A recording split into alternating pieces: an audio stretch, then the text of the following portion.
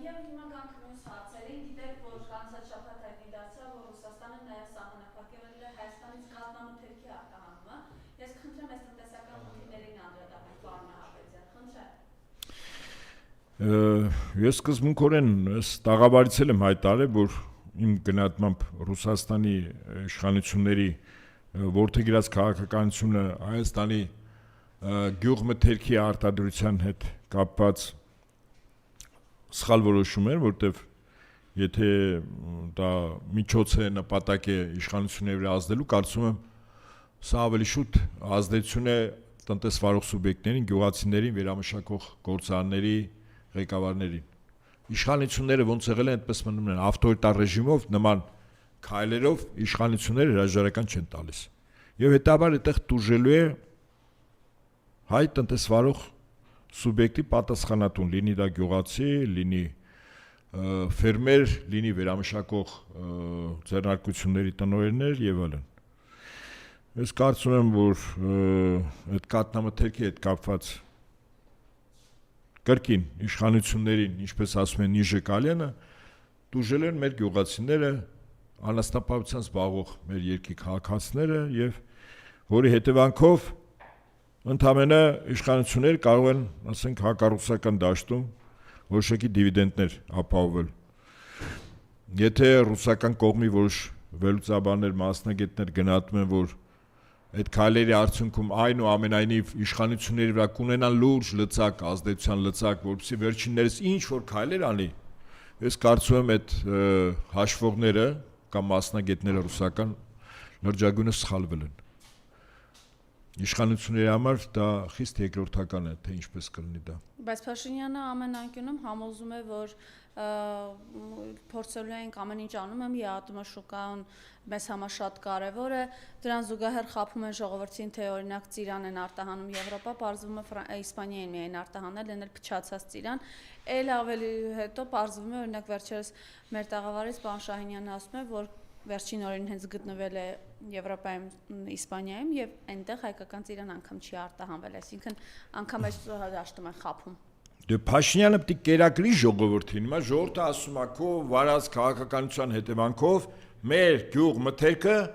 ռուսական շուկայում, որտեղ 98%, նորից եմ կրկնում, 98% Հայաստանից արտանվող գյուղմթերքը շուկան դա Ռուսաստանն էր, 78% վերամշակող արտադրանքը գյուղմթերքի, այդ թվում նաև խմիչքները ռուսական շուկաներ, դեռևս ԵԱՏՄ-ի մասին չեմ ասում։ Հիմա երբ որ այդ շուկաները փակում է, Փաշինյանը ժողովրդին ինչ-որ բանով դի կերակրի, սուտ խոսքով, ինչ ծիրան արտանել, ինչ ձուկ, այս վերջերս ձկի հետ կապված խնդիր կար, այսինքն պարզվում է Եվրոպային արդեն նորվեգյան ձուկ չի վաճառելու, Հայաստանից են ձուկ տանելու։ Կամ ասենք Հոլանդիայից ծաղիկ էլ չեն տանելու, Հայաստանից ծաղիկը պետք է Եվրոպա տանեն։ Կամ ասենք Իտալիայից գինի չեն տանելու, Հայաստանից գինի պետք է տանեն։ Կամ Ֆրանսիայից Եվրոպա կոնյակ չեն տանելու, Հայաստանից պետք է տանեն, լուրջ եք ասում։ Եվ այդպես շարունակ, այսինքն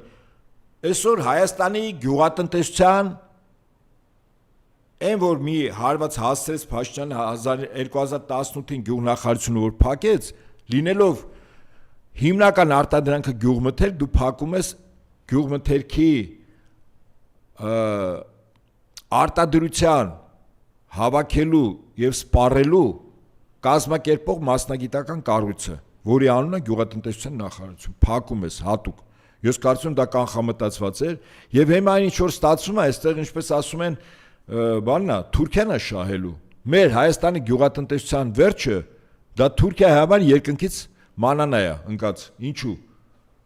որտեվ եթե դու այլևս քո գյուղացին ոչինչ չի արտադրում չես մշակում Հայաստան դառնում է ամբողջովին շուկայում համար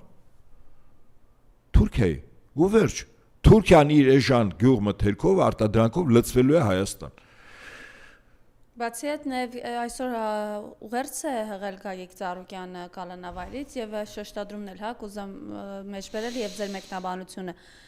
Ադրբեջան ինտենսիվ մտնում է այն շուկաները, որտեղից մենք ինտենսիվ դուրս ենք գալիս։ Ավանդական շուկաներ կորցնելուց հետո չափազանց դժվար է լինելու վերադառնալ հին դիրքերին, իսկ որոշ դեպքերում ուղղակի անհնար։ Նրանք, ովքեր ապրում եւ աշխատում են իրական կյանքում, սա շատ լավ գիտեն։ Նրանք, ովքեր ապրում են կաբինետներում, սա չեն պատկերացնում։ Խնդրեմ։ Ճիշտ է, իրականում, ուրեմն երբ այսպես պետություններ կազմավորվեցին անհիշելի ժամանակներից, հա։ Մրցակցության առաջնահերթ թիվ 1 թիրախը մրցակցության դա շուկաների համարն էր պատերազմը։ Լիներ սառը պատերազմ, լիներ տաք պատերազմ, լիներ տեղեկատվական, ինչ պատեր, լիներ տնտեսական, շուկաների համար է գնում ամեն ինչ,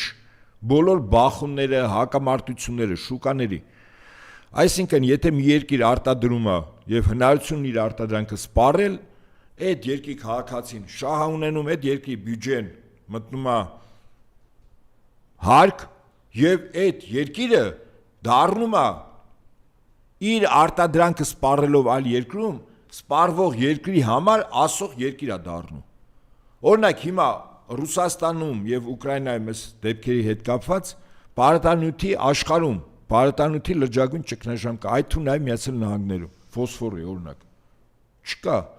Այսինքն գյուղատնտեսությունը լրջագույն հիմա ճգնաժամ մեջ է հայտնվելու,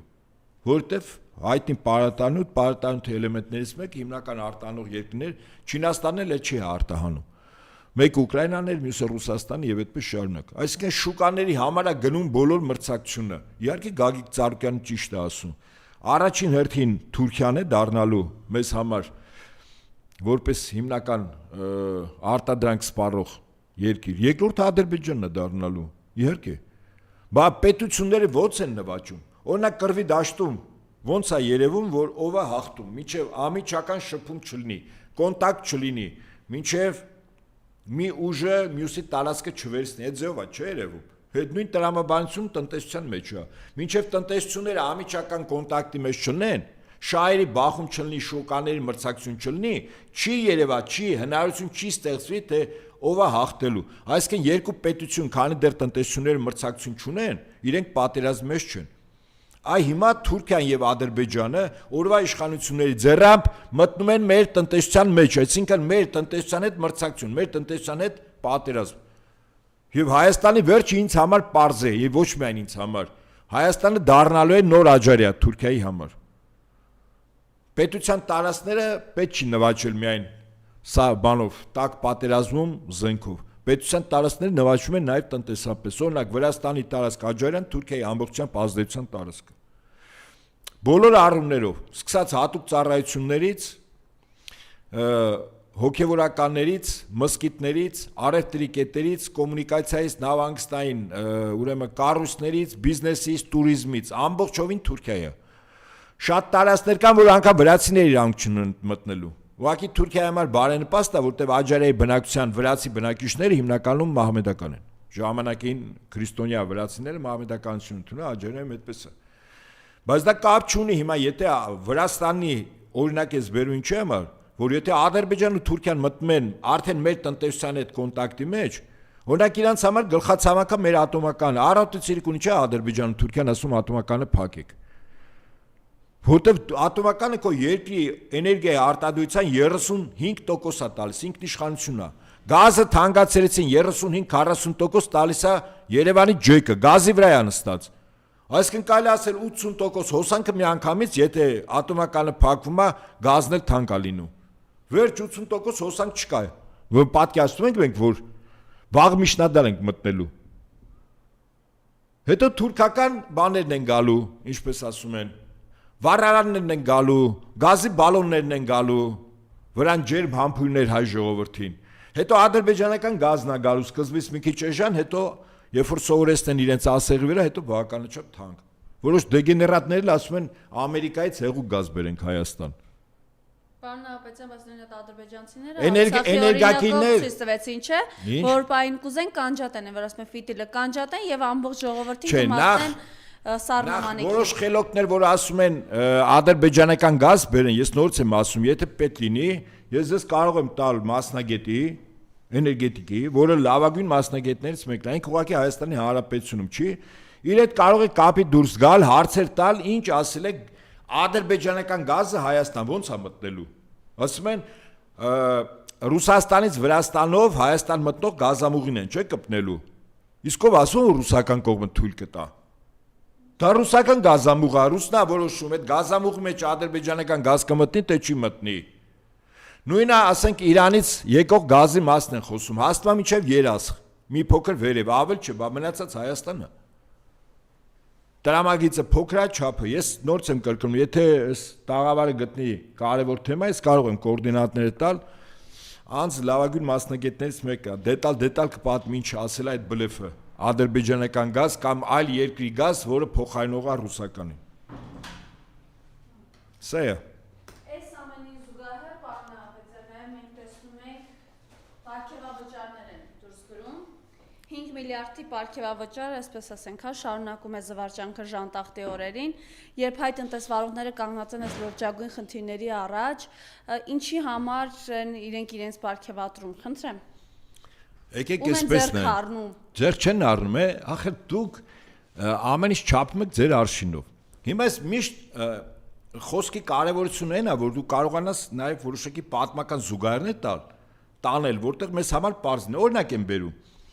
1941-44 թիվ Գերմանիան նվաճել է Խորհրդային Միությունից, գրավել է Բելարուսյան Ուկրաինան։ Այդտեղ կան նաև ոստիկաններ, այդ ոստիկանների ճնշող մեծամասնությունը տեղի բնակիչներ են, որոնք ծառայում են գերմանացիներից։ Հիմա ինչ է կարծում, այդ ոստիկանները աշխատավարձ ստանում են բարձր, վստահաբար այո, պարգևավճար ստանում են, այն էլ ոնց, բայց գիտեք ինչի համար։ Օրինակ ասենք պարտիզան ձերբակալելու, պարտիզան խփելու, պարտիզաններին օգնող գյուղացիներին բացահայտելու կամ քաղաքացիներին։ Այ ոստիկանները դրա համար պարգևավճարներ են ստանում։ Հիմա այստեղի ոստիկանները ինչի համար են ստանում։ Իշխանությունների դեմ գործող քաղաքացիների, հա, քաղաքացիներին սադրող անձանց, դրանք են ստանում։ Այսինքն ով իշխանության դեմ պայքարում է, իսկ մեր իշխանությունը արտաքին կառավարման ներքո է, կոլաբորանտ կառավարություն է։ Կոլաբորանտ կառավարության ոստիկանը այո բարձր տիստանա, աշխատողը ադմինիստրատիվ աշխատողը բարձր տիստանա, ի հաշիվ մյուսի դեպ։ Բապտի բարձր ստանան, բայց պարգևավճարներով Փաշինյան այսօր ինչի վրա է նստած, ոստիկանական համակարգ վարչական ռեսուրս, վերջ ուրիշ բան չկա։ Տակը բան չկա, մնացած տակը հայ ժողովուրդն է։ Իսկ սրանք կոլաբորանտ կառավարությունն է իր գործիքներով, կոլաբորանտ կառավարությունը գործիքներից հանում է, մնում է հայ ժողովուրդը։